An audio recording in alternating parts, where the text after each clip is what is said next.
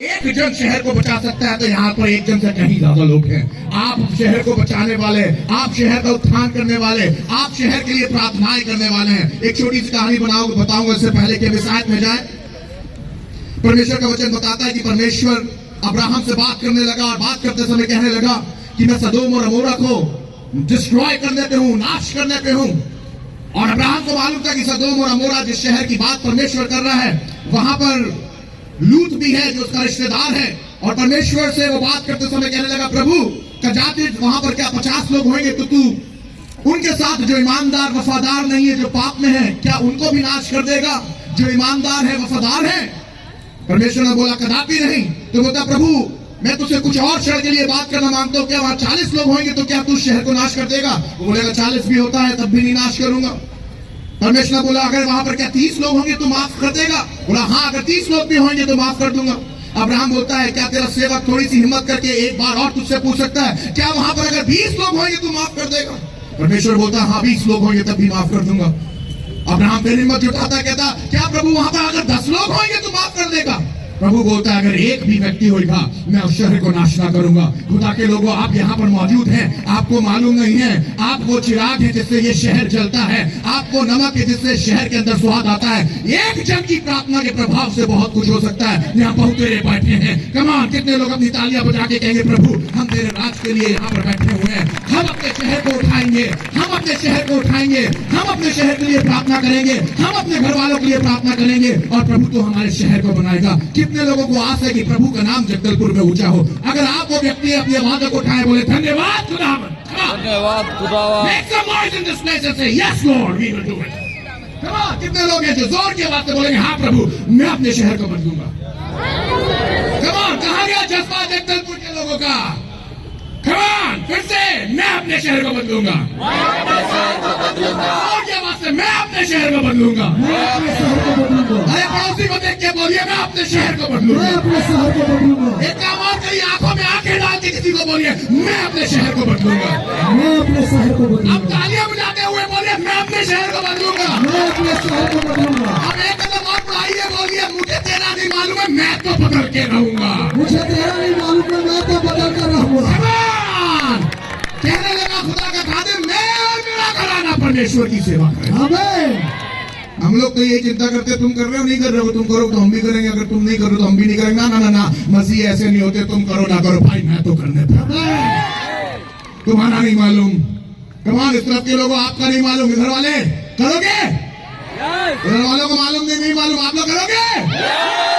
आप करोगे? आप करोगे?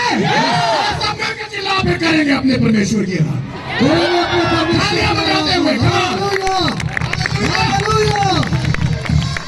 सुनिएगा परमेश्वर आज आपसे क्या बात करना मांगता है। परमेश्वर ने एक बहुत उभारने वाला वचन आपके लिए मुझे दिया है। मत्ती 6 अध्याय निकाले, उसकी 34वीं आयत से लेके उसकी 34वीं आयत तक पढ़ेंगे। मत्ती 6 अध्याय उसकी 34वीं आयत से लेके 34वीं आयत तक। पहले से मैं एक बात क्लियर करना मांगूंगा, आज मैं इस संध्या में आपके साथ 2 सत्रों को लूंगा या 2 सेशंस लूंगा। चिंता ना करिए, 2 सेशंस का मतलब नहीं है कि मैं 11 बजाऊंगा। 2 सेशन का मतलब है हम 9:45 तक आपको यहाँ से छुट्टी दे देंगे ताकि हम अपने घर जाएं। तैयार है? इस समय 8 बज रहा है और 8 बजे से लेकर 9 बजे तक एक सेशन रहेगा, उसके बाद हल्का सा ब्रेक लेंगे और उसके बाद मैं दूसरे सेशन में जाऊंगा। ये मैसेज जो खुदा ने मुझे दिया है ये 2 सेशंस में ही कंप्लीट हो सकता है, एक सेशन में कंप्लीट नहीं होगा। पर ये बात जब आपकी लाइफ में उतर जाएगी आप में से 1,000 और 2 10,000 के बराबर हो जाएगा। कहाँ गए भाई जोशीले लोग? थोड़ा सा और दम लगा के 1,000 और 2। अरे कहाँ गए मेरे शेर पुत्र लोग? 1,000 और 2 10,000 के बराबर हो जाएंगे। खुदा आपको उठा के खड़ा करेगा। तैयार है दोनों सेशंस के लिए? आखिरी तक इस ग्राउंड को आज छोड़ेंगे नहीं, आज परमेश्वर की हुजूरी से भर के जाना है। कौन दीवाने हैं यहाँ पर जो बोलेंगे हम प्रभु यीशु मसीह की हुजूरी से भर के ही जाएंगे? तो आए चाहे कैसे भी हो भाई साहब जाएंगे भर के। कमान जोरदार, कमान ड्रम वाले को क्या हो गया? इस भाई के लिए दुआ करते हैं, ये भी भर जाएगा। आए चाहे जैसे भी है पर जाएंगे परमेश्वर की हुजूरी से भर के। देखिए परमेश्वर का वचन क्या कहता है। कुछ इस प्रकार से परमेश्वर के वचन में लिखा है, कोई मनुष्य दो स्वामियों की सेवा नहीं कर सकता, क्योंकि वो एक से बैर और दूसरे से प्रेम रखेगा। सच है कि नहीं है भाई? वह एक से अभिनय रहेगा और दूसरे को तुच्छ जानेगा। तुम परमेश्वर और धन दोनों की सेवा नहीं कर सकते। कमान जगदलपुर बोलिए, आज धन की नहीं परमेश्वर की सेवा करेंगे। कमान कितने जवान हैं इस जगह पे जो कहेंगे धन की नहीं अपने परमेश्वर की सेवा करेंगे। धन की नहीं अपने परमेश्वर की धन से सेवा मन नहीं करेंगे। लगाएंगे, हमारा मन तो हमारे परमेश्वर से लगा है। हम हम धन से मन नहीं लगाएंगे, हमारा मन तो परमेश्वर से लगा है। अरे धन क्या, अपना तन मन भी हमारा परमेश्वर से लगा है। अपना सब कुछ उसके लिए न्यौछावर कर देंगे। धन से नहीं, अपने मन से परमेश्वर से प्यार करेंगे। कोई दो स्वामी की सेवा नहीं कर सकता। इसलिए मैं तुमसे कहता हूं, यीशु मसीह कहने लगे 25वीं आयत में, कि अपने प्राण के लिए यह चिंता ना करना कि क्या खाओगे और क्या पियोगे। जितने लोग यहाँ पर बैठे हुए, जितने जवान खासतौर से यहाँ पर बैठे हुए जो अपनी जॉब के लिए परेशान है, अपने घर के लिए परेशान है, बहुत से जवान तो यहाँ बैठे होंगे, पता नहीं मेरी शादी होगी नहीं होगी, ऐसे ही मैं हो जाऊंगा 40-50 का। मैं आज आपको बताना मांगता हूँ, कलाम बता रहा है किसी भी चीज की चिंता ना करें। बोलिए, किसी भी चीज की चिंता नहीं करें। किसी भी चीज की चिंता नहीं करेंगे। किसी भी चीज की चिंता नहीं करेंगे। परमेश्वर का वचन कह रहा है किसी भी चीज की तुम्हें चिंता करने के लिए जरूरत नहीं है। परमेश्वर का वचन कह रहा है इस चीज की चिंता मत करो कि क्या खाओगे क्या पियोगे, और न अपने शरीर के लिए कि क्या पहनोगे। बहुत से लोगों को इसी चीज की चिंता, हम क्या पहनेंगे। पर मैं आपको बताना मांगता हूं, जब परमेश्वर आपके साथ आ जाएगा और आपके साथ साथ चलेगा, ना खाने की चिंता होगी, ना पीने की चिंता होगी, ना पहनने की चिंता होगी। उसे मालूम है कि आप यीशु मसीह कुछ कह रहा है आकाश के पक्षियों को देखो, वे ना तो बोते हैं और ना काटते हैं। कभी देखा आपने कौवे को सुबह सुबह बैग लेके अपने ऑफिस के लिए चला गया मोटरसाइकिल स्टार्ट करके? कोई कौवा नहीं दिखेगा आपको ऐसा काम करते हुए। पर भाई मजे की बात है, आप अक्सर उसे रोटी लेते हुए मुंह में उड़ता हुआ देखने पाएंगे। अरे भैया, वो कौवा जो इतना स्टिंजी होता है, जो दूसरों की रोटियां खा लेता है, ले जाता है, खुदावंद उसको तक खाना खिलाता है। हम तो फिर भी उसकी शक्ल सूरत में बने हुए, हमें छोड़ेगा थोड़ी ना। हमारे लिए खाने और पीने का उपाय वो करेगा। चिंता करने की कोई जरूरत नहीं है। हम क्या खाएंगे, हम क्या पिएंगे, आसमान के खुदा को मालूम है हमारी जरूरतों को कैसा पूरा करे। परमेश्वर कह रहा है, परमेश्वर का कलाम यीशु मसीह कह रहा है, आकाश के पक्षियों को देखो, ना तो वो बोते हैं ना काटते हैं, सुनिएगा, ना खत्तों में बटोरते हैं। इसका मतलब बैंक बैलेंस नहीं है उनका। पूरी दुनिया में चले जाइए, लोग आपसे पूछेंगे कितना कमाते हो। लड़का लड़की की शादी होने वाली होगी, लड़का लड़की वालों से पूछेंगे, लड़की वाले लड़कों वालों से पूछेंगे कितना कमाती है लड़की, कितना कमाता है लड़का, कौन सी कंपनी में काम करता है, कितना आएगा, कितना बच जाता है, इलेक्ट्रिक का खर्चा उठा लेगा, बाइक का खर्चा उठा लेगा, पेट्रोल भरवा लेगा, फोन का किराया, फोन का रिचार्ज करवा सकता है। तो बैंक बैलेंस है, सब लोग बैंक बैलेंस पूछते हैं। मैं आपको सच बताना मांगता हूँ, खुदा किसी का कोई बैंक बैलेंस नहीं पूछता है। जब वो आपको चुन के खड़ा करना मांगे, कहीं से भी उठा के खड़ा कर देता है और कैसे भी इस्तेमाल कर लेता है। प्रभु यीशु मसीह सिखा रहा है, चेलों से बातें कर रहा है, चिंता नहीं करना क्या खाएंगे क्या पिएंगे, तुम्हारा बैंक बैलेंस क्या होगा। कहने लगा पक्षियों को देखो, ना वो काटते हैं, ना जब वो बोते हैं, ना अपने खत्तों में बटोरते हैं। सुनिएगा आगे क्या लिखा है, तो भी तुम्हारा स्वर्गीय पिता उनको खिलाता है। तो भी तुम्हारा स्वर्गीय पिता उनको खिलाता है। खुदावंद यीशु मसीह हमें खिलाने वाला परमेश्वर है। अरे वो तो इतना खिलाता है कि नाक के नथनों से निकाल देगा। कलाम पढ़ेंगे तो बताया जाएगा कि किस तरीके से परमेश्वर ने इजरायलियों के नाक के नथनों से खाना निकलवा दिया। खाली बड़बड़ा रहे थे हम क्या खाएंगे क्या पिएंगे। प्रभु के लोगों किसी बात की चिंता मत करिएगा, परमेश्वर खिलाना जानता है। क्या तुमने, परमेश्वर कलाम बता रहा 26वीं आयत में, क्या तुम उनसे अधिक मूल्य नहीं रखते? किससे अधिक? इन चिड़ियाओं से, इन कौओं से, इन पक्षियों से। वाकई में हम इनसे कहीं ज्यादा मूल्य रखते हैं। तुम में से कौन है जो चिंता करके अपनी अवस्था में एक घड़ी भी बढ़ा सकता है? क्या कोई बैठा है यहाँ पर जो अपनी एक घड़ी भी बढ़ा लेगा चिंता करके? क्यों भाई, जो साउंड पे बैठे हैं, आप अपनी चिंता करके उम्र बढ़ा सकते हैं भाई? चिंता करके उम्र घट जाएगी, बढ़ेगी नहीं। क्यों भाई, ड्रम वाले भैया, उम्र बढ़ा सकते हो? आप जितने आगे बैठे आप उम्र बढ़ा सकते हैं अपनी? आप बढ़ा सकते हैं, आप बढ़ा सकते हैं। क्यों भाई, आप बढ़ा सकते हैं? कोई अपनी उम्र नहीं बढ़ा सकता है, पर खुदावन कह रहा है तुम चिंता करके उम्र बढ़ा नहीं सकते हो। ये कलाम की बात है। डॉक्टर के पास आप जाएंगे, डॉक्टर आपको बोलेगा, अरे भाई इतनी चिंता क्यों करते हो, इतना परेशान क्यों रहते हो? अरे डॉक्टर साहब क्या बताएं, महंगाई इतनी हो गई है, परेशानी इतनी हो गई, हमें समझ में आ रहा है महंगाई इतनी हो गई है, पर मैं आप ये भी तो याद रखिए, आपका परमेश्वर आज भी राज्य करता है, आज भी तख्त पे बैठा है, वो छुट्टी पे नहीं चला गया है। अरे क्या करे भाई, इतनी महंगाई होगी, पेट्रोल का रेट देखिए, अरे भाई इतनी महंगाई होगी, इसका रेट देखिए, उसका रेट देखिए। मैं आपको बताना मांग रहा हूँ, इसका रेट और उसका रेट क्या देख रहे हैं आप? ये देखिए, आसमान पे खुदा आज भी तख्त पे बैठा है। इतनी महंगाई होने के बाद भी आपके शरीर के ऊपर कपड़े हैं, आप अभी भी रोटी खा रहे हैं, परमेश्वर आज भी आपको संभाल रहा है। कोविड के समय आपको संभाला है, आप संभाला है। जिंदों की जमीन पे आज अभी आप सांस ले रहे हैं। कितने लोग वेंटिलेटर्स पे हैं, ऑक्सीजन को खरीद के ले रहे हैं। आप मुफ्त में ऑक्सीजन खुदाबंद से पा रहे हैं। खुदाबंद आज भी राज करता है और बैठा है और तुम्हें लिए प्रोवाइड करने में शक्ति रखता है, हर चीज देने में शक्ति रखता है। आपको विश्वास करना है कि आपका खुदाबंद आज भी तख्त पे है और हमें चिंता नहीं करना। कितने लोगों का तो ब्लड प्रेशर ऐसे ही बढ़ा हुआ है। कितने लोगों को शुगर की बीमारी हो गई है। डॉक्टर के पास आप जाएंगे, आधे से ज्यादा बीमारियों की लिस्ट आपको इसलिए पकड़ा देगा क्योंकि आप चिंता करते हैं। आपसे सिर्फ एक बात बोलेगा, भाई साहब कुछ लोग तो जाते हैं डॉक्टर कोई मेडिसिन नहीं देता, सिर्फ इतनी बात बोलते हैं चिंता ना करो। और आदमी बोलता है कैसे ना करें। सही बात है, कैसे ना करें। चिंता ना करें तो क्या करें? चिंता ना करें तो क्या करें? ये इंसानों के पास बहुत बड़ा सवाल है। चिंता ना करें तो क्या करें? मैं बता रहा हूं, चिंता ना करें तो क्या करें। चिंता ना करें तो परमेश्वर का वचन पढ़ें। जब आप वचन पढ़ेंगे तो चिंताएं बाहर जाएंगी। बोलिए वचन अंदर, चिंता बाहर।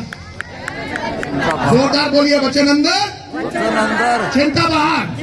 एक आदमी दिखा दो मुझे जो परमेश्वर का वचन पढ़ता हो, चिंता करता हो। चिंताएं आपके पास इसलिए क्योंकि परमेश्वर का वचन अंदर नहीं है। सुबह उठते सबसे पहले न्यूज निकाल लेते हैं, आज यहाँ कांड हो गया। चैनल बदला दूसरे में, आज यहाँ पर बम फूट गया। दूसरा चैनल बदला, आज यहाँ पर ये उठा लिया गया। अंदर बैठे हैं और कुछ लोग तो न्यूज पढ़ने के बाद मतलब अपने तक न्यूज नहीं रखते हैं, गंदी वाली चिल्ला चिल्ला के बताए, ए जानती हो क्या हुआ है? हम बोलते नहीं मालूम, हमने कहा वो बताना भी नहीं, हम अपना काम कर रहे हैं। चिंता करके तुम अपनी उम्र का एक क्षण नहीं बढ़ा सकते हो। परमेश्वर बता रहा है किसी भी चीज की चिंता ना करना। आपको मालूम है ये किससे बात कर रहा है? ये अपने चेलों से बात कर रहा है, यीशु से लोगों से बात कर रहा है, उनको सिखा रहा है चिंता नहीं करना। चिंता एक ऐसी चीज है जो परमेश्वर के राज को, उसकी बातों को आपकी लाइफ से छीन लेगी। आप सेवा करना मांगेंगे, आपको सेवा नहीं करने देगी। आप मिनिस्ट्री करना मांगेंगे, आपको मिनिस्ट्री नहीं करने देगी। आप विश्वास में एक कदम बढ़ाएंगे, आपको 4 कदम घटा के पीछे कर देगी। सांप सीढ़ी की तरह होता है परमेश्वर के साथ सेवा करना। कितने लोगों ने कभी सांप सीढ़ी खेला है? 99 पे एक सांप का मुंह रहता है और सीधे लाके एक पे छोड़ता है, 99 पे काटता है, एक पे लाके छोड़ता है। कितने लोगों की लाइफ ऐसी है एग्जैक्टली सांप सीढ़ी की तरह। बहुत अच्छे से पढ़ रहे थे खुदा में, बहुत अच्छे से आगे जा रहे थे, बहुत सब अच्छा चल रहा था। अचानक से कुछ काम नहीं में ऐसा हुआ और सीधे 99 से काट के एक पे लाके छोड़ दिया। फिर आपका विश्वास बनाना पड़ता पादरी को, फिर आपको मदद करना पड़ता। नहीं सिस्टर आइए, नहीं ब्रदर आइए, प्रभु साथ है। कहाँ है प्रभु साथ?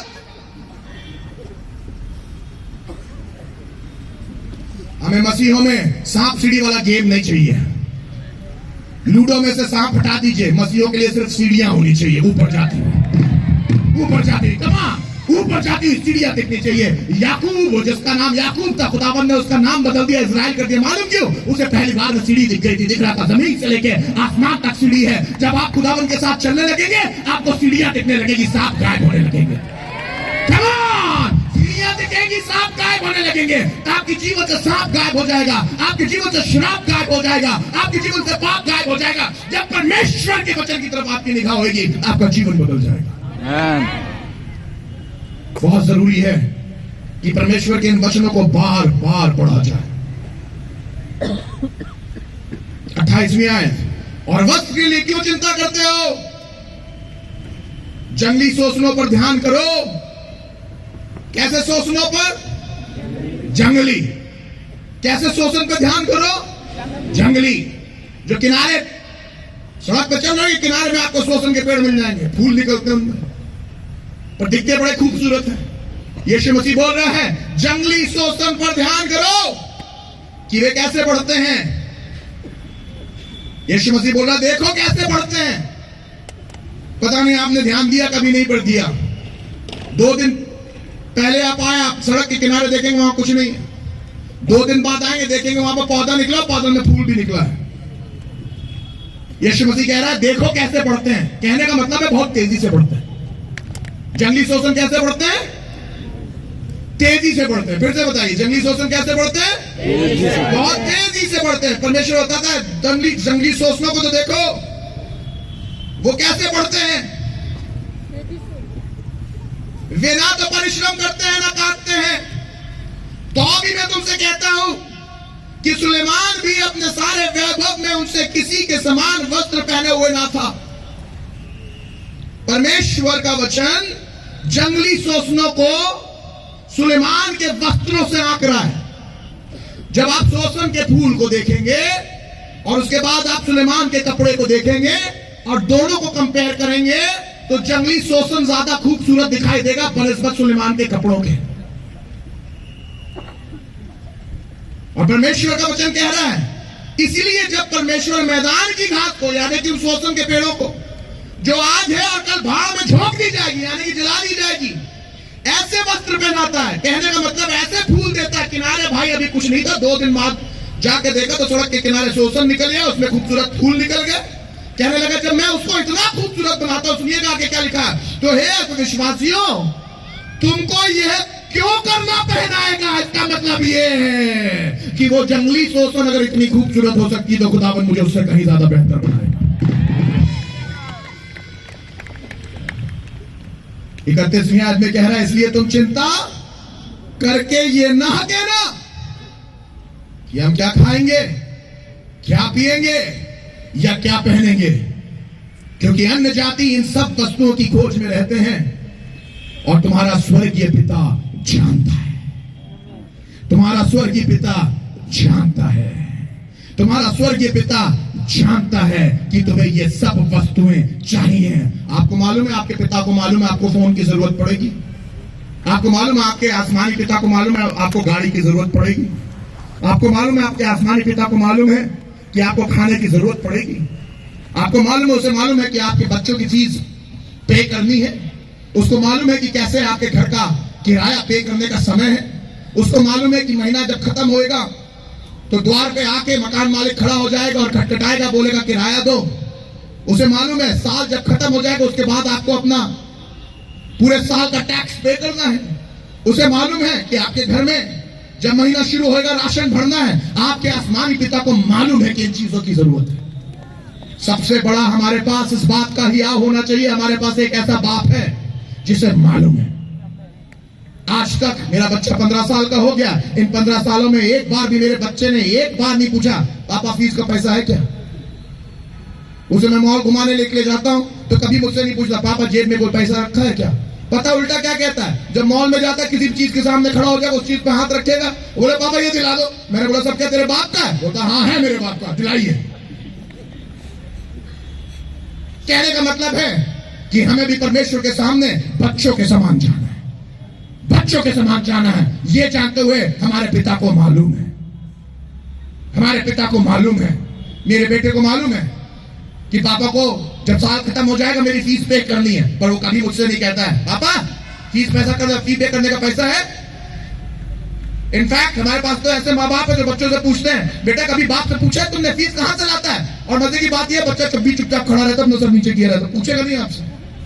कोई बच्चा नहीं पूछेगा पापा फीस का पैसा कहां से लाते हो। आपको मालूम है क्यों नहीं पूछता है? क्योंकि उसे मालूम है आप बाप है और उसे मालूम है जो बाप होता है वो पूरी चीजों को देता है। आपको भी मालूम होना चाहिए आपके पास आसमान का बाप है जो देगा।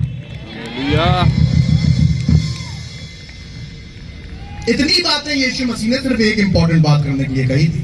तैयार है? यहां से मैसेज चालू हो रहा है। इसलिए पहले तुम उसके राज,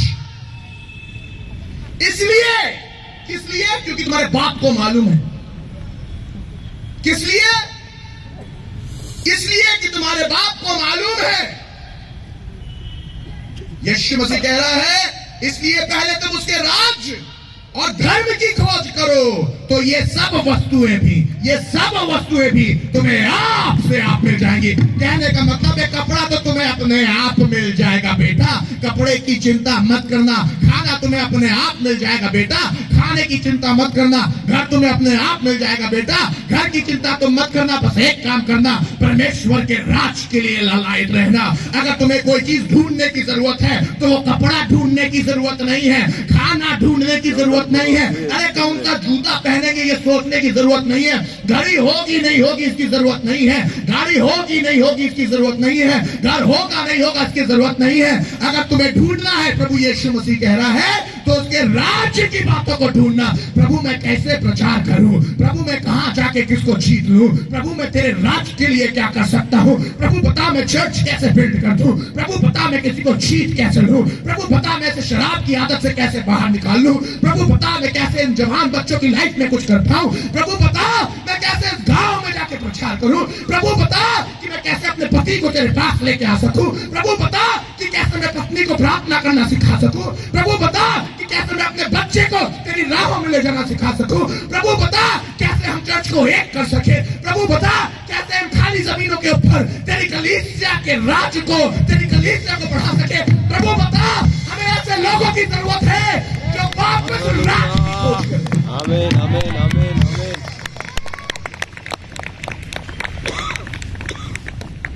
किसी ने मुझे पता चला, कैसे पूछा कि कैसे पता चलेगा ये राज्य की खोज कर रहा है या ये अपना राज्य बना रहा है। मैंने बोला देख लो ना फल क्या होता है। अगर कोई पैसा लेके अपना बनाए तो वो अपने लिए कर रहा है, पर कोई पैसा लेके अगर खुदा का बनाए तो वो खुदा के लिए कर रहा है। आपको अचानक तुरंत पता चल जाए। आज का जो टॉपिक है, जो परमेश्वर ने मुझे दिया है, जो आज आपके साथ में बांट रहा हूं, आज का टॉपिक है पहले राज्य। कम ऑन, मैं चाहता हूं जगदलपुर इतनी जोर चिल्लाए कि ये ग्राउंड गूंज जाए।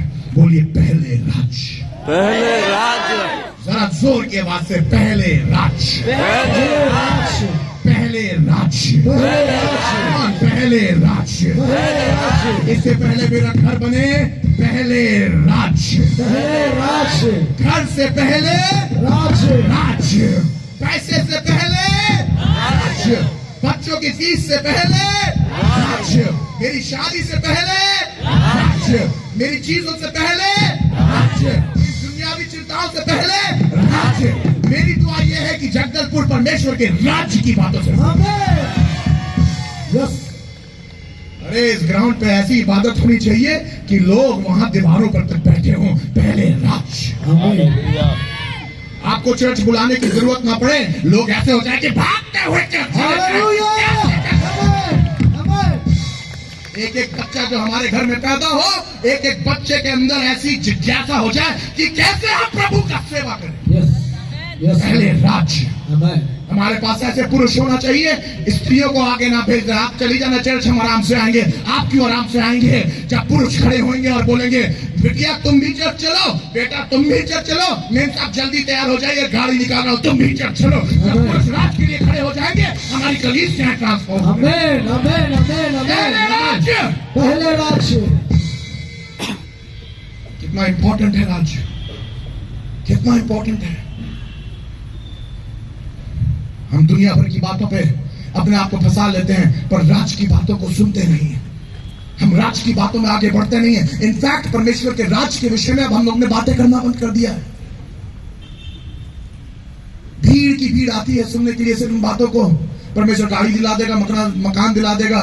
भैया गाड़ी, कपड़ा, मकान, दुकान, इसके अलावा कोई बात नहीं। प्रभु चाह रहा है जगदलपुर के लोग इस बात को सुने कि हमें पहले राज की खोज करनी है। पहले राज्य। आपको मालूम है जिस स्तर पे आज आप हैं, परमेश्वर उससे कहीं ज्यादा बड़ा स्तर आपको दे सकता है।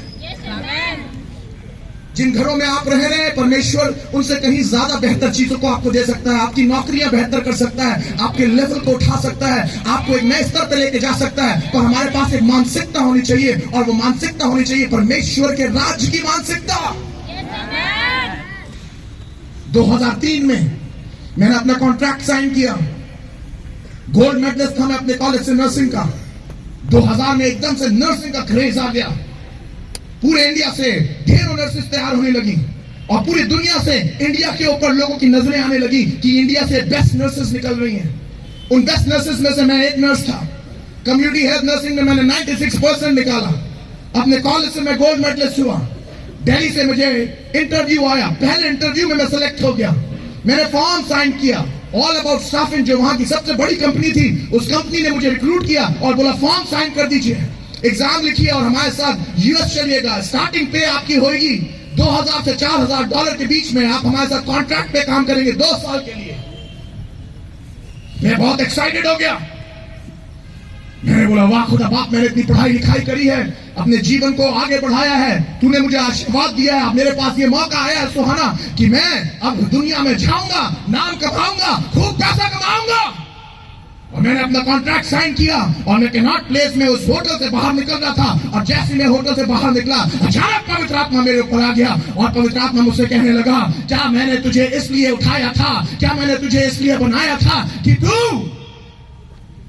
पैसे के निमित्त मुझे छोड़ दे और मेरी राज्य की बातों को भूल जाए। मैं रोने लगा, थरथराने लगा। गर्मियों का सीजन था, गर्मियों के सीजन में मानो मुझे झांस सा लगने लगा। बस में बैठा तो बस मुझे आगे ले गई, मैं भूल गया मुझे कहां उतरना था। पता चला कि मैं आगे निकल गया, फाइन हो गया। जब मैं वापस अपने घर की तरफ अपने कदमों को बढ़ा रहा था, प्रभु ने मुझसे बोला, पीटर अगर तू आज तैयार है तो मैं तुझे दिखाऊंगा मैं तेरे जीवन को किस तरीके से इस्तेमाल करूंगा।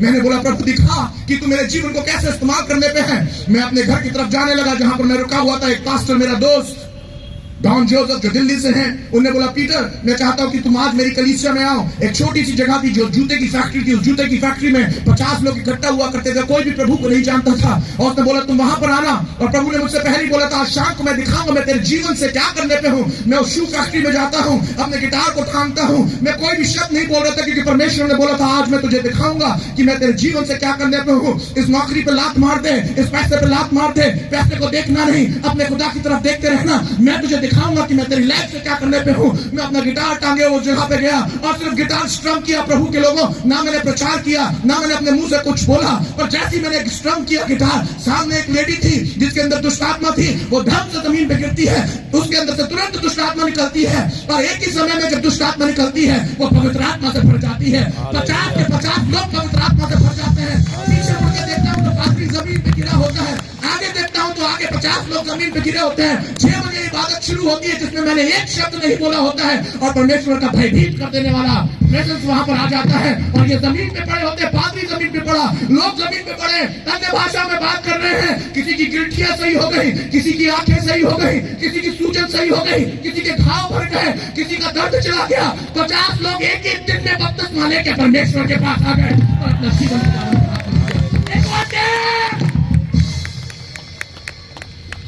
प्रभु ने मुझसे बात करी और प्रभु ने मुझसे कहा, क्या तू मेरी सेवा करेगा या पैसे की सेवा करेगा। मैं उस दिन रोने लगा और मैंने अपने जीवन को प्रभु के हाथ में रख दिया। मैंने दिल्ली से गाड़ी पकड़ी और सीधे अपने घर चला गया। जब मैं अपने घर गया और मैंने अपने माता पिता को बनाया कि पापा मैं यूएस नहीं जाऊंगा, मैंने उस नौकरी पे लात मार दी जो 3-4 लाख रुपए की थी, क्योंकि मुझे वो पसंद नहीं आती। मुझे धुन चढ़ गई थी परमेश्वर के राज्य की, मुझे नशा चढ़ गया था परमेश्वर के राज्य का। मैंने देख लिया था परमेश्वर का राज्य कैसे बड़ा काम करता है। 3 लाख 4 लाख रुपए की नौकरी करने के बाद भी आप किसी एक इंसान को परमेश्वर के राज्य में दाखिल लेकर आ सकते हो। पूरी दुनिया की दौलत किसी एक बंदे को परमेश्वर के राज्य में लेके नहीं जा सकती है। मैंने बोला पापा मैंने परमेश्वर को चख लिया है, मेरा जीवन खत्म हो गया होता। जब मैं छोटा ही लड़का था तो मुझे मार दिया होता शैतान ने, मैं ड्रग्स में चला गया होता, मैं व्यभिचार में चला गया होता, मुझे लोगों ने मार दिया होता, खत्म कर दिया होता, मर्डर केसेस में इन्वॉल्व हो गया होता, तड़ीपार हो गया होता, मेरी लाइफ खत्म हो गई होती। प्रभु ने आपके बेटे को जीवन दिया है। 3री क्लास में फेल, 4वीं में फेल, 5वीं में फेल, 6वीं में फेल, 7वीं में 2 बार फेल होने के कारण मुझे स्कूल से निकाल दिया गया। 8वीं में मैंने पढ़ाई नहीं करी, 9वीं में मुझे किसी तरीके से पास कराया गया, 10th में बैक पेपर आ गया, 11th एक भी सब्जेक्ट पास नहीं हुआ, 12th में सारे सब्जेक्ट में फेल हो गया और जा रहा था यार्ड में, और यार्ड में जाके बैठ गया कि मैं अपने जीवन को खत्म कर दूं। उस दशा के अंदर जिस दशा में पीटर बेंजामिन अपनी लाइफ को खत्म करने वाला था, पवित्र आत्मा यार्ड में आ जाता है और मुझे कृपा देता है। जब मैं परमेश्वर के दर्शन को देखता हूँ वो सूली पे टंगा है और उसके खून निकल रहा है और मैं चरणों पे हूँ और वो कह रहा है बेटा मैं तुझे सर बनाऊंगा, कुछ नहीं। Change my life. Change my life. Change my life. खाने की टेबल पे एक दिन में बैठा हुआ खाना खा रहा था और मेरे पिता इतने ज्यादा व्याकुल थे, और मैं समझता हूं कि वो इतना व्याकुल क्यों थे।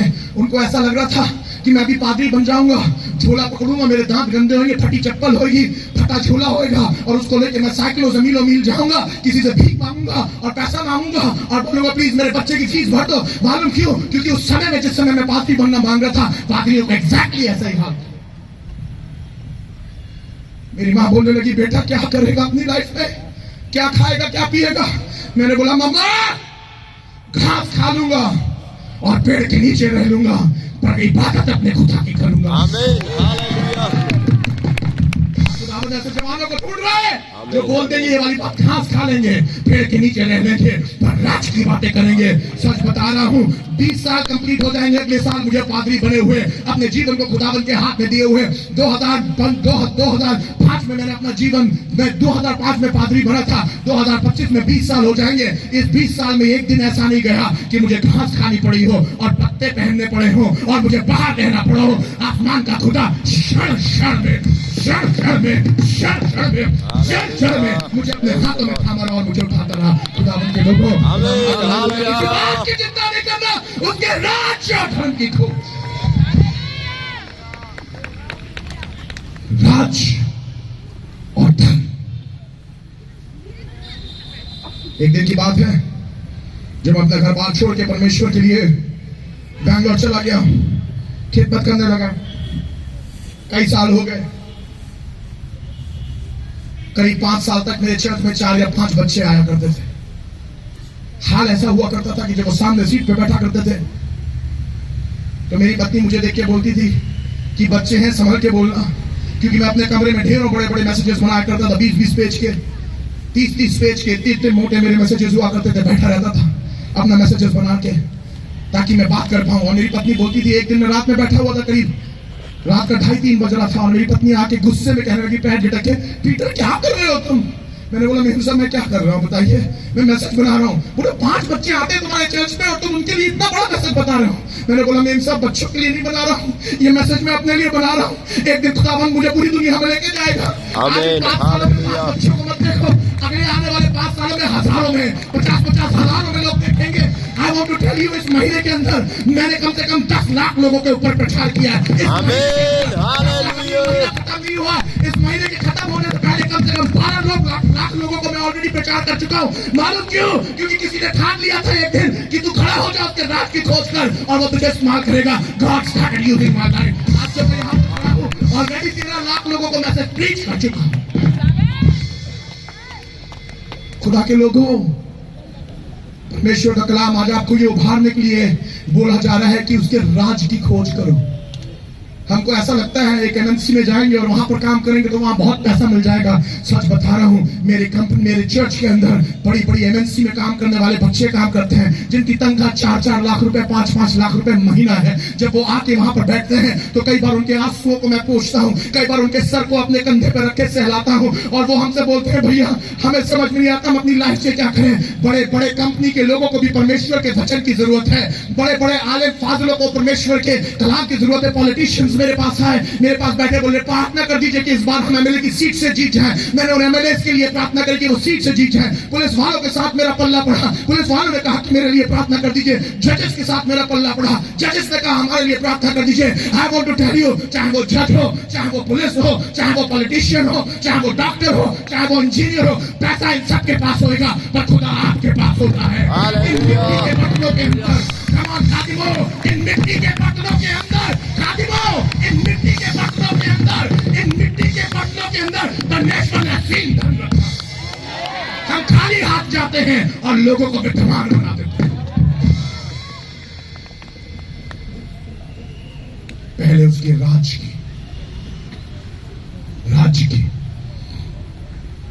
की बात है। मेरी दुआ यह है एक एक पादरी इस शहर का ऑन फायर हो। आमीन। किसी ने मुझसे बोला आप हमेशा ऐसे क्यों चिल्ला के बोलते हैं? मैंने बोला एक बात बताओ, किसी के हाथ आग लगी होगी तो कैसे काम करेगा? कभी किसी को आपने देखा आग लगी है बोले वाह सो अमेजिंग, क्या बड़ी आग लगी है, मजा आ रहा है इस आग में, वाह वाह वाह वाह वाह, पानी पिलाओ। मेरे आग को देखा आपने? कभी किसी को आग लगी ऐसा बात करता है? अरे जब आग लगी होती है मैं आपको बता रहा हूँ, आपके सामने जो बंदा खड़ा हुआ है इसमें आग लगी है। खुदा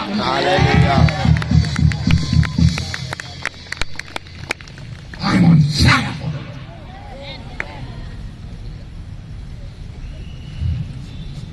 लोग बोलते हैं पास्टर आप शालीनता से भी तो बोल सकते हैं। मैंने बोला अच्छा हुआ तुम यूहन्ना बपतिस्मा देने वाले की मीटिंग में नहीं गए। उसकी पहली लाइन होती है सांप के बच्चों। और अच्छा हुआ मंदिर में नहीं गए जहां यीशु मसीह गया था, मैसेज से पहले कोड़ा निकाल लिए थे।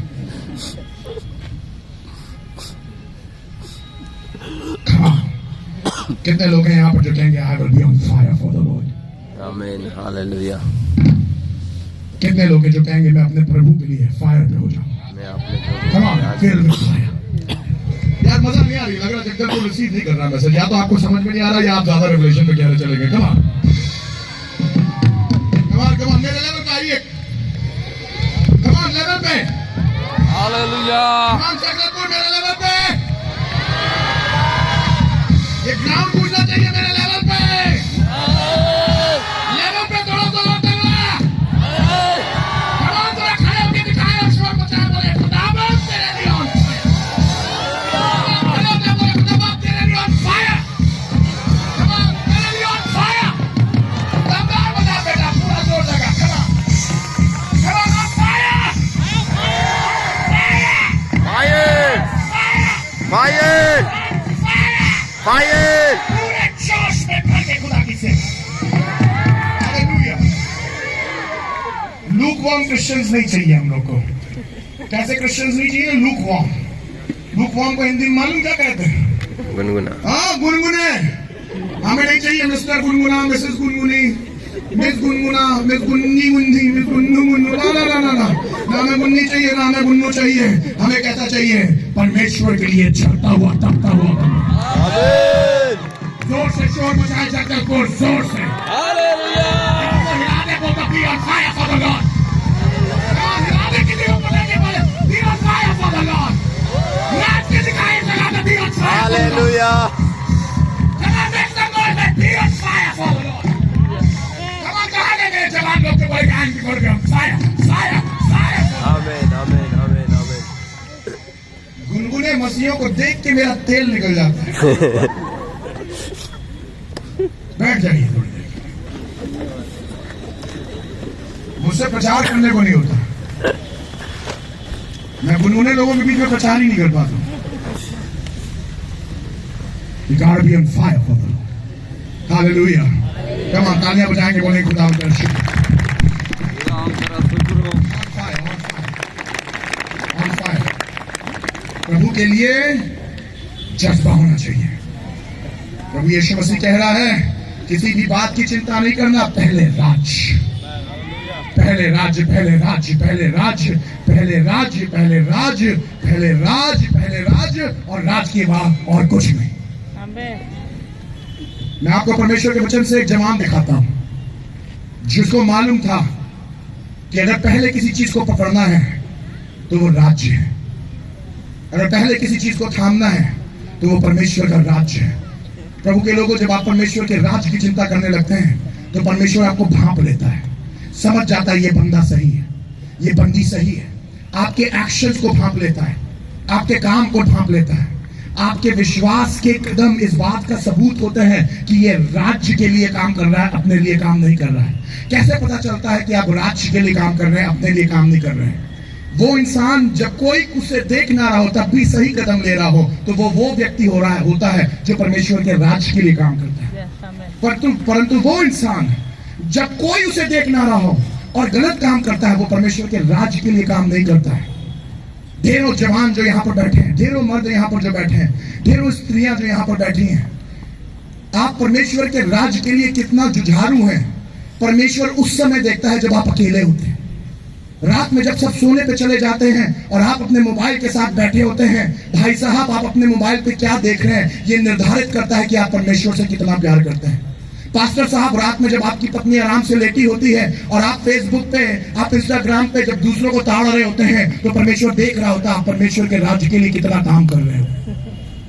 खुदा के खादिमों बुरा मत मान जाना, खुदा के लोगों बुरा मत मान जाना। मैं आपको परमेश्वर के राज्य के विषय में बताने के लिए आया हूँ। इसलिए कई बार जब पास्टर्स अपनी पुलपिट पर जाते हैं उनकी पुलपिट खोखली रहती है। मैंने इस बात का वादा किया है, किसी भी पुलपिट पर मुझे खड़ा करके देख लो, अगर वहां पर परमेश्वर का काम ना हो, इम्पॉसिबल है कि परमेश्वर का खादिम खड़ा हो और परमेश्वर का काम ना हो नहीं सकता मूसा हो और वहां पर ग्लोरी ना हो नहीं सकता कि एलिशा हो और वहां पर ग्लोरी ना हो नहीं सकता वहां पर एलिया हो और वहां ग्लोरी ना हो। पता इससे चलता है कि आपके अंदर से परमेश्वर कितना काम करेगा जब ये मालूम रहेगा परमेश्वर को, जब कोई नहीं देख रहा होता आप क्या काम कर रहे होते हो।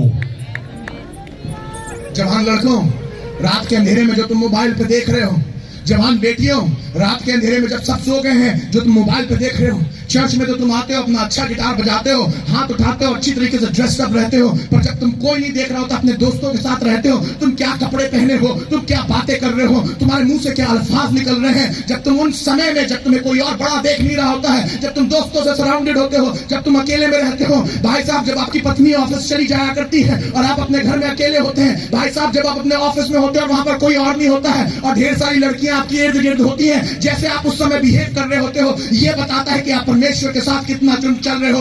आपको और मुझे परमेश्वर के राज्य के अभिषेक को किसी भी तरीके से खोना नहीं है। हमारे दिमाग में हर समय ये वाली बात रहनी है कि हर समय के अंदर परमेश्वर का राज्य मेरे सामने रहे। मेरी पत्नी मुझे देख रही हो या ना देख रही हो, जब मैं अकेला फोन पे भी बैठा हूं, मुझे ये याद रखना है कि मैं खाली अपनी पत्नी का ही नहीं हूं, मैं अपने यीशु का भी हूं। मेरी पत्नी के सामने से तो मैं थोड़ी देर के लिए ओझल हो सकता हूं, हाय मेरे यीशु, मैं तेरे सामने से कहां जाऊं, क्योंकि कोई ऐसी जगह नहीं है जहां तू नहीं है।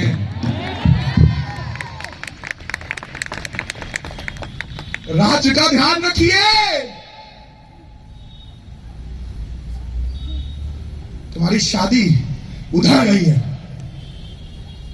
पादरी के पास जाते हो, खड़े होके ये बोलने में हिचकिचाहट लगती है कि कैसे बोल दे, आदमी के लिए प्रार्थना करानी है भैया, दूसरी औरतों के साथ जाता है।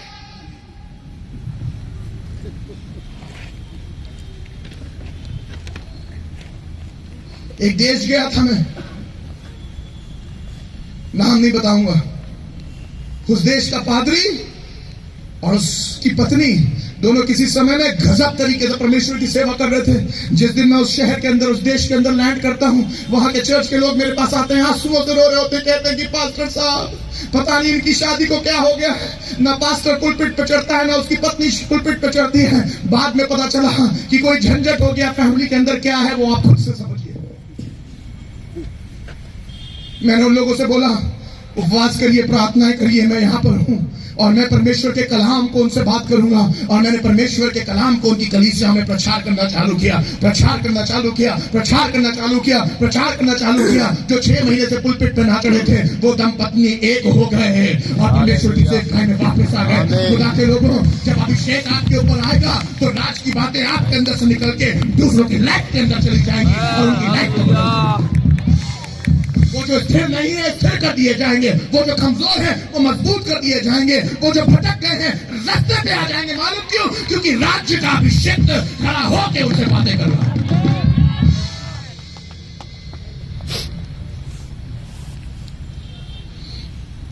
आप पीठ पीछे क्या कर रहे हैं? जब कोई आपको देख नहीं रहा, आप क्या कर रहे हैं? हम तो पास्टर नहीं है, मैं बोल ही नहीं रहा हूं पास्टर है, मैं तो ये बोल रहा हूं कि आप प्रभु यीशु मसीह को जानते हैं? क्या आपने उसको चखा है? क्या आपको मालूम है वो आपके लिए सूली पे चढ़ा है? जब आप बार बार गुनाह करते हैं मेरे भाई, तो आप उसे बार बार सूली पे चढ़ाते हैं। जब आप अपने मुंह से बार बार गंदी बातों को निकालते हैं, आप उसका निरादर करते हैं। जितनी बात आप शराब को अपने मुंह से लगाते हैं, आप अपने मुंह में उस शराब को नहीं लगा रहे हैं, मानो आपने पवित्र परमेश्वर प्रभु यीशु मसीह के मुंह में उस शराब को, उस सिगरेट को लगा दिया है। मानो आपने प्रभु यीशु मसीह को दोबारा क्रूस पे चढ़ा दिया है। मानो पवित्र आत्मा को आपने दोबारा शोकित कर दिया है। जब आप गंदी मूवीज को देखते हैं, जब आप गंदी चीजों को देखते हैं, जब आप पोर्नोग्राफी में चले जाते हैं, जब आप सेक्स एडिक्शन में चले जाते हैं, जब गंदी बातों में चले जाते हैं और आपको कोई नहीं पकड़ पा रहा है और आपको ऐसा लग रहा है तो मुझे कोई पकड़ नहीं पा रहा, मैं आपको बताना मांग रहा हूं, आपको कोई पकड़ तो नहीं पा रहा, पर परमेश्वर का अनुग्रह बार बार आपको छुड़ा रहा है। आपको ये समझने की जरूरत है, आप पकड़े इसलिए नहीं जा रहे क्योंकि आप बहुत शातिर हैं। खुदावंद आपके ऊपर अनुग्रह कर रहा है क्योंकि तुम्हारे साथ तुम्हारी पत्नी का नाम जुड़ा है, बेटे तुम्हारे साथ तुम्हारे बाप का नाम जुड़ा है, तुम्हारी बहन का नाम जुड़ा है। अगर तुम पकड़ जाओगे तो तुम्हारी बहन से कोई शादी नहीं करेगा। भाई साहब, आप पकड़ जाएंगे, आपकी पत्नी की बदनामी होगी। अपने आप को शातिर ना समझो, ये समझो ये उसका अनुग्रह है जो तुम्हारे परिवार को बर्बाद नहीं होने दे रहा है।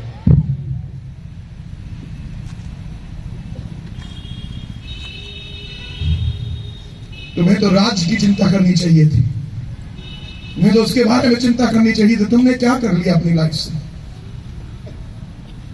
कहां चले गए हो तुम भटक के? कहां चली गई है तुम्हारी सेवकाई? मैं आपसे बात करना मांग रहा हूं यूसुफ के विषय में। बहुत समय नहीं है और मैं जल्दी से आपको यूसुफ के बारे में बताना मांगूंगा। पोतीफर के घर में काम किया करता था, इतना अच्छा काम करने लगा कि उसके बराबर कोई कर्मचारी नहीं था। पोतीफर ने यूसुफ के हाथ में इस हद तक सारे काम को छोड़ा कि बाइबल बताती है रोटी के सिवा उसे कुछ नहीं मालूम था कि उसके घर का किस तरीके से काम चलता है। अपना बिजनेस उसके हाथ में छोड़ दिया, अपना घर उसके हाथ में छोड़ दिया। और यूसुफ इतना अच्छा बंदा था कि प्रभु का रूह उसके ऊपर काम किया करता था, परमेश्वर का पवित्र आत्मा उसके साथ रहा करता था, परमेश्वर उसे हर कामों में सफल बनाया करता था। ये जवान लड़का था, छोटी उम्र का था। मेरे हिसाब से जहां तक मेरी बुद्धि जाती है, मेरे ख्याल से ये उस समय 17 साल का होगा जब इसे स्लेवरी में बेच दिया गया था, पोतीफर के घर में बेच दिया गया था। ये जल्लादों का प्रधान था, डेंजरस आदमी था। डेंजरस आदमी के घर में काम करता है और वहां पर उनका कॉन्फिडेंस जीत लेता है और जल्लादों का प्रधान अपने घर के सारे कामों के लिए इसको सौंप देता है। बाइबल बताती है ये रूपवान पुरुष था, हैंडसम मैन। जब आप इसको देखेंगे, ये खूबसूरत आदमी था, ये जबरदस्त आदमी था, इसकी शक्ल अच्छी थी, सुंदर लड़का था। और ये परमेश्वर ये उस घर के अंदर जाया करता था, उस घर में जाके ये काम किया करता था और इसके घर की सब चीजों को देख रेख किया करता था। पर बाइबल बताती है कि पोतीफर की बीवी ने इसके ऊपर अपनी आंखों को गड़ा लिया और ये बार बार उससे कहती थी, आओ और मेरे पास सो, आओ और मेरे पास सो। मैं आपको ये पैसेज पढ़ के दिखाना मांगूंगा और चाहता हूं कि आप इस पैसेज पर जरा गौर फरमाएं और देखें ये किस तरीके से बातें कर रहा है। मेरी दुआ ये है कि आज यहाँ पर एक यूसुफ जाग जाए इस बातों को। आमीन आमीन आमीन। देखिएगा इसकी लैंग्वेज, देखिएगा प्रभु के लोगों, जो प्रभु के दास होते हैं ना, उनकी लैंग्वेज अलग होती है, उनकी अप्रोच अलग होती है, उनका सोच अलग होता है, उनका विचार अलग होता है। यूसुफ सोच सकता था ये पत्नी जो इसकी है, जो मेरे साथ बार बार सोना मांग रही है, मैं इसके साथ अगर सो जाऊंगा पोतीफर भी खुश रहेगा, ये भी खुश रहेगी, मैं भी खुश रहूंगा, इसका भी काम चलेगा, मेरा भी काम चलेगा, मैं नौकरी में भी बना रहूंगा, भैया सब बिल्कुल आराम से चलेगा। और यूसुफ को मालूम था सब आराम से ही चलेगा, राज्य मेरे हाथ में नहीं आएगा। पर अगर राज्य चाहिए है तो मुझे पोतीफर के साथ भी ईमानदार रहना है, अपने साथ भी ईमानदार रहना है और इसकी पत्नी के साथ भी ईमानदार रहना है और उससे भी ज्यादा मुझे परमेश्वर की नजर में ईमानदार रहना है। यूसुफ को मालूम था।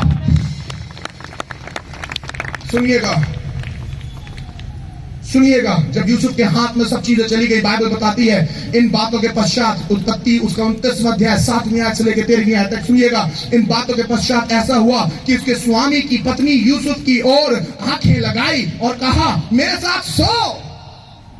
पर उसने अस्वीकार करते हुए अपने स्वामी की पत्नी से कहा, इसकी लैंग्वेज सुनिएगा मेरे भाइयों, सुन, जो कुछ इस घर में है मेरे हाथ में है, मेरे हाथ में है, मेरे हाथ में है। मेरे भाइयों, मेरे दोस्तों, जब सब कुछ आपके हाथ में होता है, आप कैसा बिहेव करते हैं परमेश्वर उस चीज को नोट करता है। जब आपके ऑफिस में एक एक चीज आपके हाथ में है, जब आपके ऑफिस का पैसा आपके हाथ में है, जब आपके ऑफिस की स्टेशनरी आपके हाथ में है, जब आप नर्स है और सारा मेडिकेशन आपके हाथ में है, कहीं वो मेडिकेशन अपने घर वालों के लिए घर पे तो नहीं लेके आ रही हो, भाई साहब क्या आप वहां पर से पेंसिल और पेन तो नहीं चुरा रहे हैं? क्या आप उस पैसे से थोड़ा अपने लिए तक नहीं कमा रहे हैं? यूसुफ कह रहा है मेरे हाथ में हर एक चीज है। मैं आपसे पूछना चाहता हूं, जब कोई आपके ऊपर विश्वास करके आपके हाथ में कोई चीज को सौंपता है, क्या आप ईमानदारी दिखाते हो? क्या आपके सामने ये वाली बात रहती कि मुझे राज के लिए बुलाया गया है? पवित्र लोगों, पादरियों, जब आपके हाथ में ऑफरिंग्स आती हैं, जब आपके हाथ में प्रॉपर्टीज दी जाती हैं, जब आपके हाथ में ऊपर से लेकर नीचे तक सब चीजों को सौंप दिया जाता है, क्या आप उनको बेचने वाले हो? क्या आप उनका नाश करने वाले हो? क्या जब शहर को आपके हाथ में रखा जाता है, क्या न्याय को जब आपके हाथ में रखा जाता है, आप किस तरीके से बिहेव करते हो? जब आपके घर की चाबी आपके हाथ में होती है, जब आपके घर की अथॉरिटी आपके हाथ में होती है,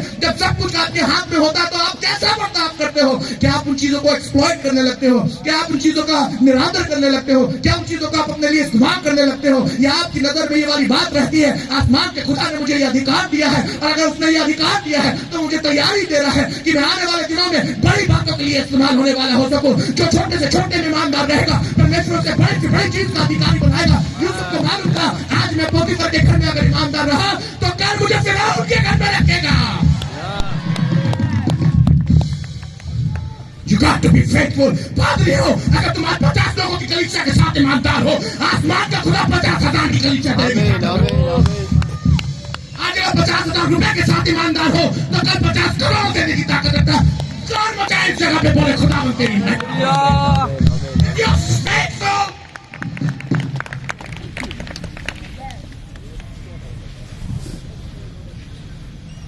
यू आर फेक। अपने चर्च में मैंने अपने ऑफरिंग वालों को कह रखा है, पैसा मेरे हाथ में लाके देना मत, एनवेलप को सील करके बंद कर देना और 3 जगह पे चढ़ा देना और अलग अलग लोगों से दस्तखत लेना, आखिरी में मेरा दस्तखत होएगा।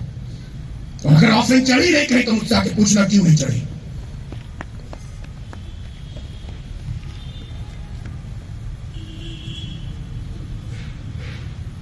यूसुफ कह रहा है, इस घर में मेरे हाथ में सब कुछ है, उसे मेरे स्वामी ने, और मेरा स्वामी कुछ नहीं जानता। पोतीफर ने इस हद तक उसके हाथ में सब चीजों को रख दिया था कि वो कुछ नहीं जानता। क्या ईमान था इसका। किसी ने आपके ऊपर इतना तो ईमान नहीं किया कि अपने घर का एक एक चीज आपके हाथ में इस हद तक छोड़ दिया कि उसे ये तक नहीं मालूम कि आपके हाथ में उसने क्या क्या छोड़ दिया। बेटा, जब आपके पापा ऑफिस जाते हैं, जब आपकी मम्मी ऑफिस जाती है, पूरे घर की चाबी आपके हाथ में होती है और आपको मालूम होना चाहिए कि आपके मम्मी पापा ने आपके ऊपर कितना ईमान रखा है कि आपके घर में एक एक चीज सौंप दी है। सर, आपके ऑफिस वालों ने आपको मालूम है आपके हाथ में क्या क्या चीजें सौंप दी है। आप नहीं है तो वहां दफ्तर का एक काम पूरा नहीं होगा। बहन, आप जब नर्सिंग के लिए अपने छुट्टी अलग से लगा के निकल लेती है और आप अपना काम कर रही हो तो आपको मालूम है जब आप ईमानदार नहीं रहती कितना काम मिस होता है। जो आपके हाथ की जिम्मेदारी है, क्या जो आपके ऊपर जिम्मेदारियां सौंपते हैं, क्या वो इस हद तक विश्वास कर सकते हैं कि उनको इस बात की चिंता न हो कि मेरे हाथ में क्या है, उसके हाथ में क्या है, और पूरी तरीके से आपके हाथ में हर एक चीज को सौंप के वो आराम से रह सकते हैं। पोतीफर ने अपने एक एक चीज को यूसुफ के हाथ में यहां तक छोड़ दिया था, उसे ये मालूम नहीं था कि क्या क्या उसके हाथ में है। ये लैंग्वेज मालूम कौन कह रहा है? ये लैंग्वेज यूसुफ कह रहा है। और यूसुफ पोतीफर की पत्नी को कह रहा है। जो पत्नी कह रही है मेरे साथ आके सो, कह रहा है तुझे मालूम नहीं है कि क्या पोतीफर ने मेरे हाथ में एक एक चीज रख दी है। उसे ये तक नहीं मालूम है घर में कौन सी चीज कहां है। उसने मेरे ऊपर इतना ईमान किया है। मेरी दुआ ये है कि इतने ईमानदार लोग मसीहों में हो जाएं। मेरी दुआ ये है ऐसे ईमानदार हमारे शहरों में हो जाए। मेरी दुआ ये है ऐसे ईमानदार पॉलिटिशियंस क्रिश्चियंस में खड़े हो जाए। मेरी दुआ ये है ऐसे ईमानदार पुलिस वाले हमारे इंडिया में से खड़े हो जाए। मेरी दुआ ये है ऐसे ईमानदार डॉक्टर खड़े हो जाए। जब वो न्यायाधीश की सीट पे बैठे तो वो ईमानदारी के साथ न्याय करने वाले होते हैं, न्याय करने वाले हो। जब हमारे पास इंस्पेक्टर्स हो तो ऐसे इंस्पेक्टर्स हो जो ईमान के साथ न्याय करने वाले हो, जो पक्षपात करने वाले ना हो। अधिकारियों से मैं बात कर रहा हूं, अगर आप किसी भी तरीके के अधिकारी हैं, इस बात को जान लीजिए प्रभु ने अगर आपको वहां पर रखा है तो इसलिए रखा है कि आप हर अंधकार के बीच में ज्योति की माने चमकने वाले हो सके। आप दुनिया को बता सके मसीही ऐसा होता है। भाई साहब, सिस्टम में रह के सिस्टम के साथ चलना होता है। नहीं नहीं नहीं नहीं नहीं नहीं नहीं। जो मछली होती है वो पानी की तरफ नहीं भागती है, वो ऑपोजिट दिशा में भागती है। मुझे मालूम है जब मैं ऑपोजिट दिशा ले रहा हूँ मैं तुमसे घूस नहीं ले सकता हूँ। मुझे मालूम है जब मैं ऑपोजिट दिशा ले रहा हूँ तो मुझे मालूम है कि मैं तुम्हारे साथ मैं चमचागिरी नहीं कर सकता हूँ। मुझे मालूम है कि मैं ब्राइब नहीं लूंगा। मुझे मालूम है कि मैं अलग दिशा में जा रहा हूँ।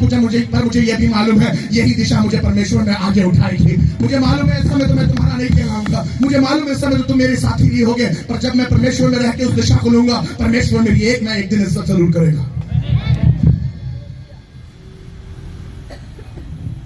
जब मैं पादरी बन गया और कुछ समय निकल गया, एक दिन एक बंदा मेरे पास आया और मेरे घर की दशा देख के कहने लगा, पास्टर साहब एक काम क्यों नहीं करते हैं, आप चले जाइएगा स्कूल में, क्रिश्चियन स्कूल है, वहां पर जाइएगा, गिटार बजाइएगा, गाना गाइएगा और वहां पर आपको पैसा मिलेगा। मैंने बोला ये तो अच्छी बात है कि मैं स्कूल में जाऊंगा, वहां पर गाना गाऊंगा, बच्चों को संडे स्कूल के गाने सिखाऊंगा और जब मैं गाने संडे स्कूल को सिखा चुकूंगा उसके बाद मुझे पैसा मिल जाएगा। मैं बड़ा खुश हो गया। मैं घर गया, मैंने प्रार्थना करी, मैंने बोला खुदा बाप तूने मेरी दुआओं का जवाब दिया और तूने मुझे उस संडे स्कूल में जाने के लिए एक उपाय कर दिया कि मैं वहां जाऊंगा, गिटार बजाऊंगा और उनको वर्शिप सॉन्ग सिखाऊंगा, आप मुझे पैसा देंगे। खुदा ने बोला ये दुआ किसने करी थी? मैंने बोला नहीं खुदा बाप तूने तो ये दरवाजा खोला। खुदा ने कहा मैंने तो ये दरवाजा नहीं खोला। मैंने बोला तो क्या खुदा बाप ये गलत है कि मैं संडे स्कूल को सिखाऊं, गिटार बजाऊं, उसके बाद जो पैसा मिले उससे मैं कमाऊं और खाऊं, ये गलत बात है? परमेश्वर ने बोला दूसरों के लिए सही हो सकता है, तेरे लिए नहीं है। मैंने बोला क्यों? मैंने बोला प्रभु क्यों? प्रभु ने बोला कि अगर आज तू पैसे के लिए वहां गिटार बजाएगा तो जिंदगी भर उन्हीं मीटिंग्स में जाएगा जहां तुझे पैसा मिलेगा, क्योंकि मैं तुझे दुनिया की ऐसी जगहों पे लेके जाऊंगा जहां तुझे कोई कुछ नहीं दे पाएगा। पर मेरे बेटे तब भी ईमानदारी के साथ खड़े रहना। लोगों की तरफ मत देखना कि वो कितना पैसा देंगे, पर मेरी तरफ देखते रहना, मैं तेरा खुदा हूँ, मेरे लिए तू सेवा कर रहा है। पैसा देने वाले वो नहीं है, पैसे देने वाला मैं हूँ। दूसरे दिन मैं उस बहन के पास गया, मैंने बोला बहन माफ करिए, मैं संडे स्कूल को ना सिखा पाऊंगा और मैं गिटार ना बजा पाऊंगा।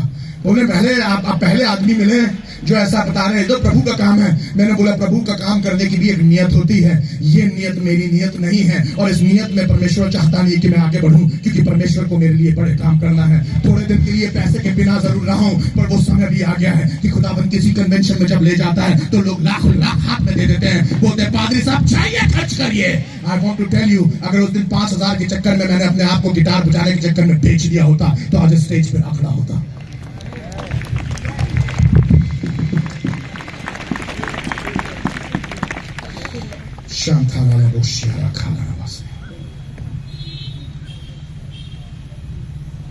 नबी आए, इस घर में मुझसे बड़ा कोई नहीं है, और उसने तुझे छोड़ जो उसकी पत्नी है, मुझसे कुछ नहीं रख छोड़ा। यूसुफ बात कर रहा है उस औरत से, सो भला है मैं ऐसी बड़ी दुष्टता करके, सुनिएगा क्या कह रहा, मैं ऐसी बड़ी दुष्टता करके परमेश्वर का अपराधी क्यों करूं? मैं ऐसी दुष्टता करके परमेश्वर का अपराधी क्यों कर बनूं? यूसुफ के दिमाग में चल रहा था, मैं इसके साथ सो तो सकता हूं, पोतीफर को नहीं पता चलेगा, घर में लोगों को पता नहीं चलेगा, पर यह अपराध मेरे खुदा के खिलाफ हो जाएगा। मेरी दुआ यह है कि हम में से हर एक जन यूसुफ का ये नेचर अपने अंदर ले आए। उसे ये मालूम होना चाहिए, लोगों को तो पता नहीं चलेगा, पर मैं परमेश्वर का अपराधी ठहरूंगा। और सबसे बड़ा अपराधी वही होता है जो लोगों की नजर में अपराधी हो या ना हो, पर परमेश्वर की नजर में अपराधी हो। इसलिए प्रभु कह रहा है, जो पहले हैं वो पिछले हो जाएंगे, और जो पिछले हैं वो पहले हो जाएंगे। जो लोगों के सामने अपराधी नहीं दिखते हैं वो परमेश्वर के सामने शायद अपराधी ठहरे जाएंगे, पर जो लोगों के सामने अपराधी दिखते हैं हो सकता है उन्होंने अपना दिल सही कर लिया हो और वो परमेश्वर के सामने अपराधी ना ठहरेंगे। आज मैं आपसे बात कर रहा हूं कि आपका कैरेक्टर ऐसा है, अगर आप उसके राज को अपने नजरों के सामने रखेंगे तो आपका नेचर बिल्कुल बदल जाएगा। आप यूसुफ की तरह सोचने वाले हो सकेंगे। कह रहा है, परमेश्वर, मेरा परमेश्वर मुझे देख रहा है, मुझे मालूम है कि मुझे मालूम है पोतीफर की पत्नी, मुझे मालूम है कि तू जब मेरे साथ सोएगी तो कोई मुझे देखेगा नहीं, पर मुझे ये जरूर बात मालूम है, कोई मुझे देखे या ना देखे, आसमान का खुदा मुझे जरूर देखेगा और मैं उसका अपराधी बन जाऊंगा। मुझे उसका अपराधी नहीं बनना है। इसके दिमाग में ये वाली बात आ रही होगी, अगर इसकी पत्नी ने मेरे साथ कुछ बुरा कर दिया तो मैं कल क्या करूंगा? इसके दिमाग में ये वाली बात आ रही होगी, अगर इसकी पत्नी ने मेरे लिए कोई खिलाफत कर दी तो मैं क्या करूंगा? अरे इसका पति तो जल्लादों का प्रधान है, ये तो उठा के सीधे मुझे जेल में डाल देगा। यूसुफ को इस बात की चिंता नहीं थी कि पत्नी अपनी कितनी पावर दिखाएगी। यूसुफ को इस बात की चिंता थी कहीं ऐसा ना हो कि मैं अपने पावरफुल गॉड के सामने, मैं अपने पावरफुल परमेश्वर के सामने अपराधी ठहरूं। उसको ये वाली बात मालूम थी, पोतीफर बहुत पावरफुल हो सकता है, इसकी पत्नी बहुत पावरफुल हो सकती है, पर इसे ये भी मालूम था आसमान का खुदा जिसने मुझे यहाँ पर इनके दिलों के अंदर राज करने के लिए बैठाया है, वो खुदा इन सबसे ज्यादा पावरफुल है। अगर मुझे किसी के साथ चलना है तो वो उसके साथ चलना है, अगर मुझे किसी का हिमायती बनना है तो उसका हिमायती बनना है। मुझे इससे कोई मतलब नहीं कि इसकी पत्नी मेरे बारे में क्या सोचेगी और इसका पति मेरे बारे में क्या सोचेगा और इसके घराने वाले मेरे बारे में क्या सोचेंगे। यूसुफ के दिमाग में एक बात चल रही थी, पहले राज।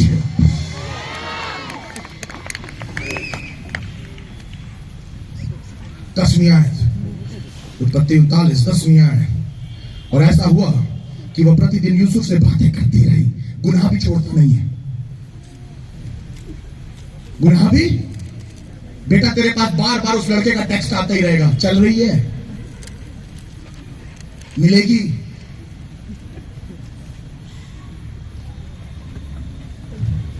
सर, वो लड़की अपनी फोटो भेजती रहेगी आपको अलग अलग पोजेस में, आपके मना करने के बाद भी। पत्नी के साथ चल रहे हो तुम अपने, उसके बाद भी तुम्हें दूर से देख के हाय कर रही हो कि बेशरम औरत है वो। आपको समझना है, पाप दरवाजे पे बैठा हुआ खटखटाता रहता है, कब तुम्हें पकड़ ले, कब तुम्हें खा ले, वो खा जाए। ये औरत कंटिन्यूअसली, मतलब इतनी बदमाश औरत थी। आदमी ने मना कर दिया है कि नहीं, गलत है, समझा दिया, शिक्षा कर दी, पूरी पीछे कर दी है, तब भी पीछे लगी हुई। आप में से बहुत से लोग यहाँ पर बैठे होंगे जो बोल रहे हैं हम थोड़ी ना कुछ करते हैं, बार बार हमको कॉल करते हैं इसलिए हम खाली एक टेक्स्ट कर देते हैं हाय। वाह वाह वाह वाह वाह वाह वाह। घास आग में डालोगी तो क्या होएगा, पानी बंद कर। ज्यादा डीप नहीं जाएंगे, पब्लिक मीटिंग है भाई।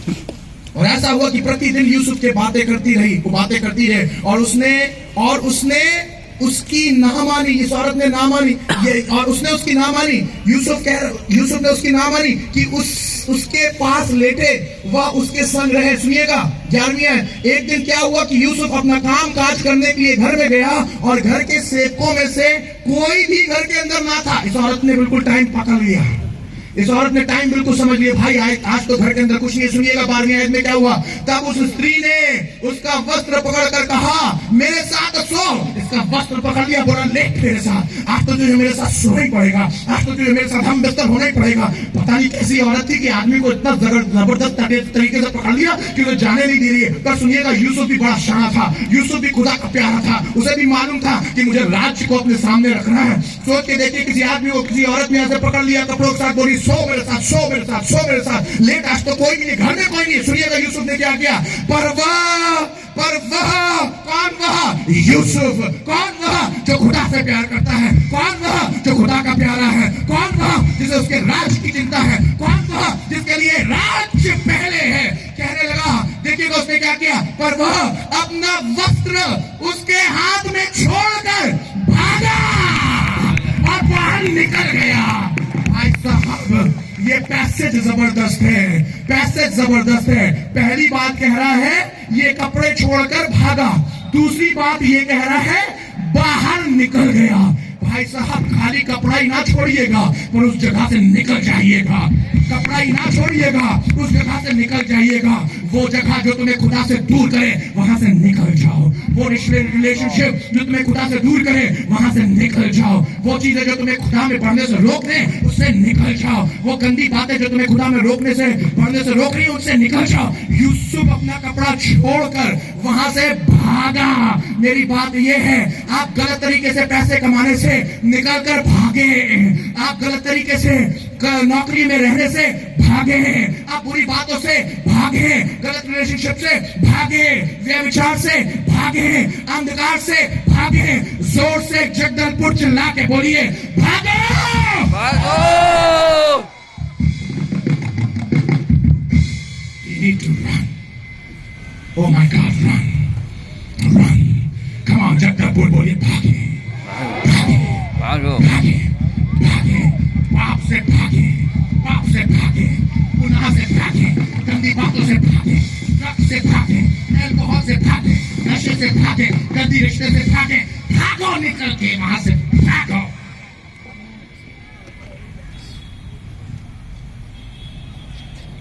यूसुफ कहां भाग रहा था? बाहर निकल के कहां भाग रहा था? मालूम यूसुफ बाहर निकल के कहां भाग रहा था? राज की तरफ, राज की तरफ। कुछ जगहों से परमेश्वर आपको भगा के निकालेगा, बर्बाद करने के लिए नहीं, बनाने के लिए। धन्यवाद। तालियां बजाएं, तालियां बजाएं, तालियां बजाएं, तालियां बजाएं। हालेलुया। आया इसलिए गया है ताकि मैं अब राज की तरफ भागूं। तुम्हें नौकरी से नहीं निकाला गया है, तुम्हें भगाया गया है ताकि तुम उस जगह चले जाओ जहां पर खुदावंद खुदा है। मुझे मेरे चर्च से जला के इसलिए नहीं निकाला गया है क्योंकि मैं खुदा की मर्जी में नहीं था, मैं खुदा की मर्जी में था, इसलिए खुदावंद ने मुझे वहां से निकाला है, भगाया है ताकि बड़े स्थान पे पहुंचे। God is about to do a great thing. भागिए, भागिए, भागिए, राज के लिए भागिए। जब आप राज के लिए भागेंगे तो परमेश्वर बड़े काम को करेगा। क्या जानना मांगते हैं कि परमेश्वर ने यूसुफ के साथ क्या किया? जानना मांगते हैं परमेश्वर ने यूसुफ को कैसा उठाया? अगर आपको ये वचन समझ में आने लगे, अपनी जगह पे अगर खड़े होकर सीटियां मार के चेयर के ऊपर खड़े होकर कूदने भी लगे, मुझे कोई चिंता नहीं है, पर इन वचनों को सुनिएगा। और परमेश्वर अगर आपको एक्साइटेड करने लगे तो अपनी जोरदार तालियों को बजाइएगा और आवाजों को बुलंद करके अपने परमेश्वर को इज्जत दीजिएगा। सुनिएगा, सुनिएगा, सुनिएगा। यूसुफ वहां से भागता है, पर कहां पर उसकी दौड़ खत्म होती है? तैयार है सुनने के लिए? बीच का तो मैं सब गायब कर रहा हूं क्योंकि बीच का सुनाने के लिए टाइम नहीं है।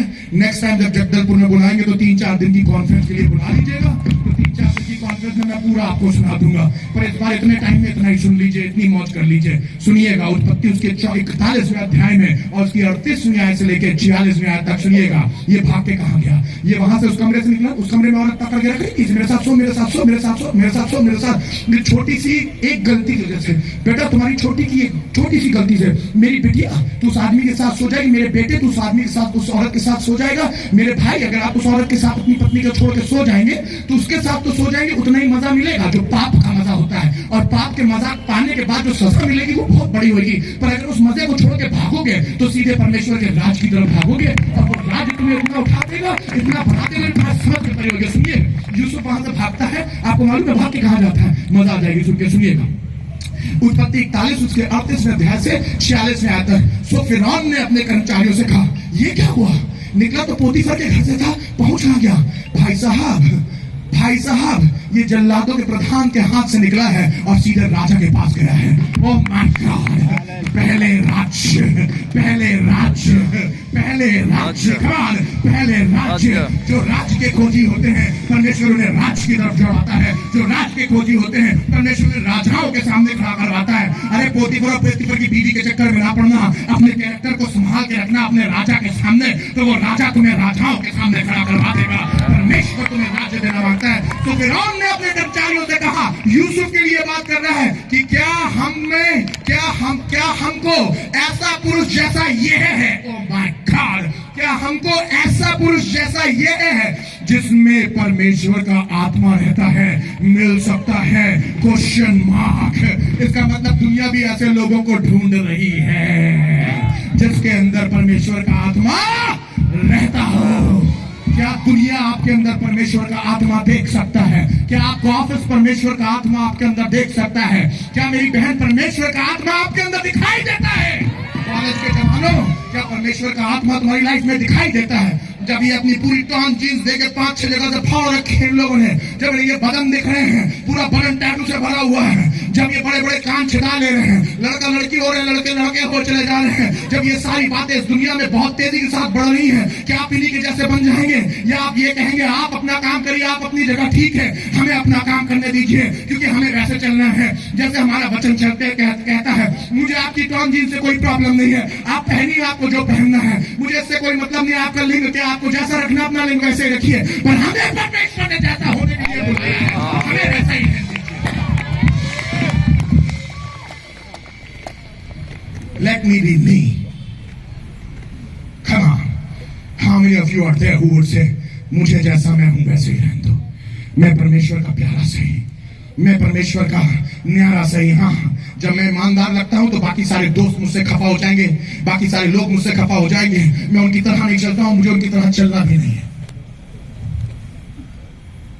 फिरौन कह रहा है कि हमें ऐसा व्यक्ति मिल सकता है जिसके अंदर परमेश्वर का इस तरीके का आत्मा हो। फिर फिरौन ने यूसुफ से कहा, परमेश्वर ने जो तुझे इतना ज्ञान दिया है कि तेरे तुल्य कोई समझदार और बुद्धिमान नहीं है, इस कारण तू मेरे घर का अधिकारी होगा, इस कारण तू मेरे घर का अधिकारी होगा, इस कारण तू मेरे घर का अधिकारी होगा। हेलो, पोतीफर के घर का अधिकार परमेश्वर ने ले लिया। मालूम क्यों? क्योंकि परमेश्वर समझ गया था जब ये इस औरत के साथ नहीं ठहरा, ये ईमानदार आदमी है, ये छोटी जगह पर रहने वाला आदमी नहीं है, इसको यहाँ से निकालो, इसका टाइम और एग्जाम खत्म, निकाल के सीधे बड़ी जगह पे लेके जाओ, क्योंकि ये बड़ी जगह के लिए बनाया गया है। आप छोटी जगहों पे कैसा बिहेव करने डिसाइड करेगा आपको बड़ी जगह पे परमेश्वर लेके जाए या नहीं।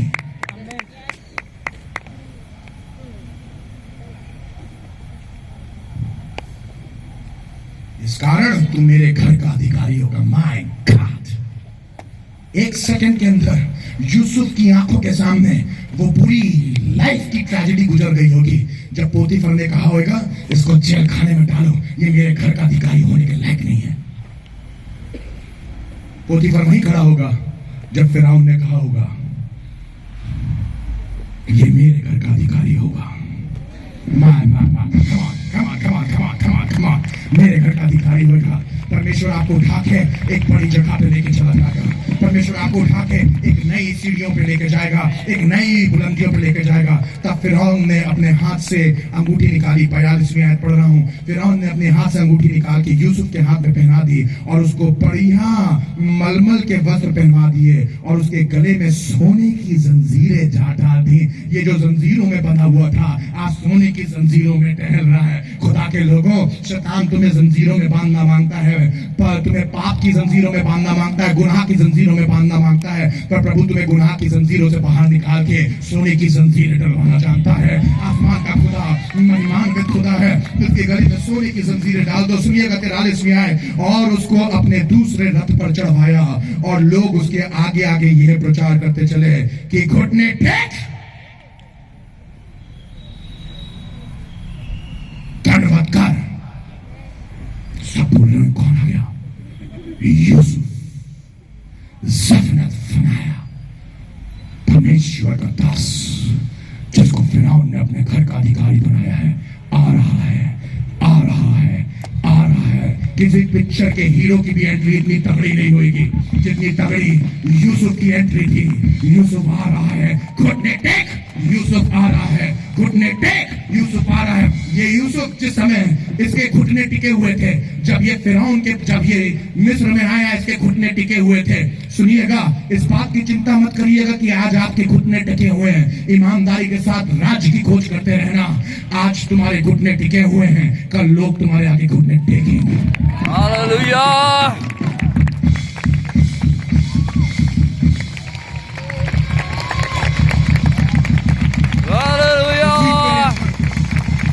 बोलिए, आज मेरा घुटना टिका हुआ है। समय आएगा कि लोग कहेंगे पुकार पुकार के घुटने टेक। यूसुफ आ रहा है। पहले राज, पहले राज।